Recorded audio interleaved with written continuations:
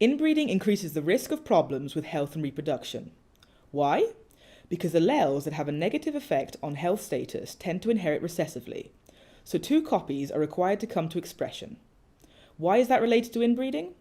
Because inbreeding is the mating of related individuals. To understand why this would increase the homozygosity, we need to go back to one of the basics of biology: gametogenesis. Gametogenesis is a meiotic event. Pairs of chromosomes recombine and gametes are formed, each containing only one pair of chromosomes, but together forming a complete set of genetic instructions, or DNA. At fertilization, after mating, 2 gametes merge, combining the homologous chromosomes into pairs again. Each parent thus passes half of its paired set of DNA onto its offspring. Which half is passed onto a specific offspring is a totally random event.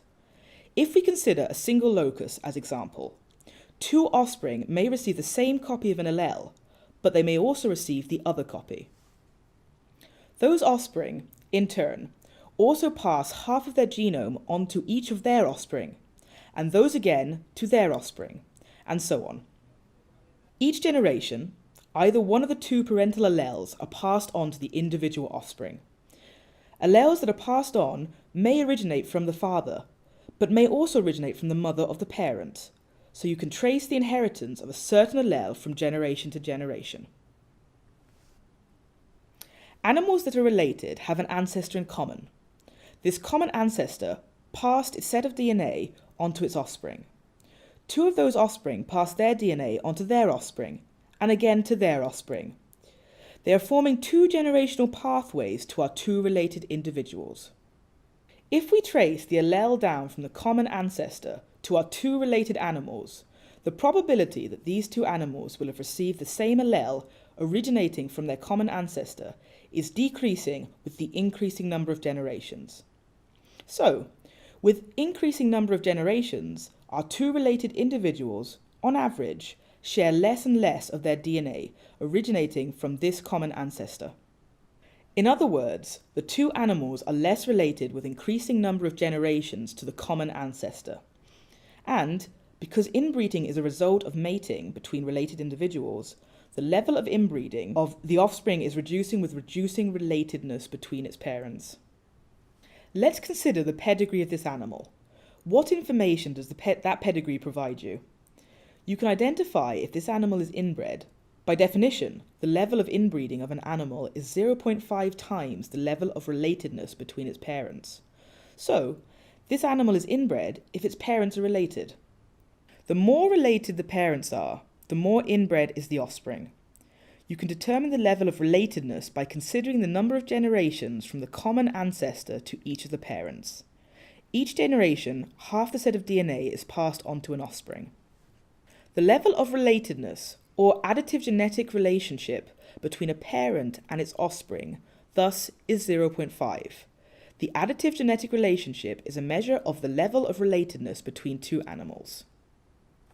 The parent also passed on an allele onto another offspring. The probability that both offspring inherited the same allele becomes 0.5 times 0.5 equals 0.25. These probabilities are multiplied because each of these events need to take place to create a genetic relationship. So, on average, half sibs share 25% of their set of DNA, and the additive genetic relationship between 2 half sibs is 0.25. If the offspring share 2 parents, so if they are full sibs, the additive genetic relationship becomes 0.25 from parent 1 plus 0.25 from parent 2 is equal to 0.5. You need to add up the probabilities because inheritance from separate parents are mutual independent events. One can happen without the other. Likewise, the additive genetic relationship between a grandparent and its grand offspring is 0.25. The allele needs to be passed on to the offspring and to the grand offspring. The additive genetic relationship of 0.25 indicates that on average, the grandparent and grand offspring share 25% of their set of DNA. Each generation further down the pedigree, the similarity in the set of DNA is halved again. So a great-grand offspring and a great-grandparent on average share 12.5% of their set of DNA, and their additive genetic relationship is 0.125. Now we consider the slightly more complex relationship of an aunt with her niece. The grandparents of the niece are the parents of the aunt, and thus are the two common ancestors of the aunt and niece. Each common ancestor, in this case, has an additive genetic relationship of 0.5 with the aunt, and of 0.25 with the niece, their granddaughter. So, per common ancestor, the additive genetic relationship between an aunt and her niece is 0.5 times 0.25, makes 0.125. However, there are two common ancestors. The inheritance from the one common ancestor does not influence the inheritance from the other. Both are mutual independent events. So, the contributions of each common ancestor are summed. The overall additive genetic relationship between an aunt and her niece is 0.125 of common ancestor 1 plus 0.125 of common ancestor 2 makes 0.25. First, you look for the common ancestors of the parents. So, which animals occur in the pedigree of both parents? Note that animal 7 occurs twice in the pedigree of the mother. That means that the parents of the mother are related and the mother thus is inbred. This common ancestor of the parents of the mother does not occur in the pedigree of the father.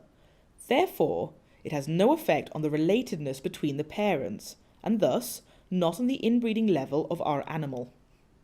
Second, for each of the common ancestors, you calculate the contribution to the additive genetic relationship between the parents of your animal. Third, you add them all up, and then you have the additive genetic relationship between the parents of your animal. So, now you know how the parents are related, and you can calculate the inbreeding coefficient of your animal by multiplying the additive genetic relationship of the parents by 0.5. The inbreeding coefficient represents the inbreeding level, and indicates the probability that an animal is homozygous at a locus, because its parents are related. There is one catch in the deal. What if a common ancestor is inbred? That would indicate that the probability that the common ancestor is homozygous at a locus is larger than if it were not inbred. So, the probability of passing on the same allele to two offspring is larger than if it were not inbred. How much larger? As much the size of the inbreeding coefficient. So, we need to adjust our calculations by adding this extra probability of inheriting the same allele to both offspring for the inbred common ancestor. To find out whether the common ancestors of your animal are inbred, we need additional generations of pedigree. They are not shown here, but they have revealed that common ancestor 16 was actually inbred, with an inbreeding coefficient of 0.125. Taking this into account, the inbreeding coefficient of your animal now becomes 1.66%.